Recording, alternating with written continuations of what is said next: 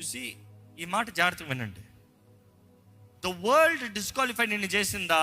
లోకం నిన్ను డిస్క్వాలిఫై, నువ్వు పనికిరావు, నువ్వు చేత కావు, నువ్వు వద్దు, నువ్వు వేస్ట్ అని లోకం చెప్పిందా? ఏం బాధపడద్దు. లోకం తునీకరించిన వారిని దేవుడు తీసుకుని లోకాన్ని అవమానపరిచే వారికి మారుస్తాడు.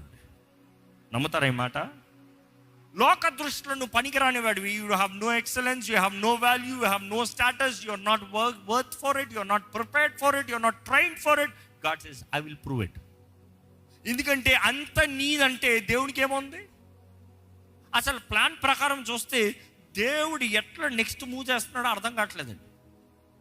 ఎందుకంటే ప్లాన్ ప్రకారం చూస్తే దేవుడు అన్యాయం చేయట్లే. ప్రయారిటీ ఫస్ట్ ఎవరికి వాగ్దానం చేస్తారో వారికే ఇస్తున్నారు. మనం అనుకుంటా దేవుడు నాకు వాగ్దానం చేశాడు కూడా చచ్చినట్టు నాకే చేయాల్సిందే. No no no no no. నీకు వాగ్దానం చేస్తున్నాడు, నీకు అవకాశం ఇస్తున్నాడు, నీకు తరుణం ఇస్తున్నాడు. తరుణము సద్వినియోగపరచుకోలేదా? అవకాశం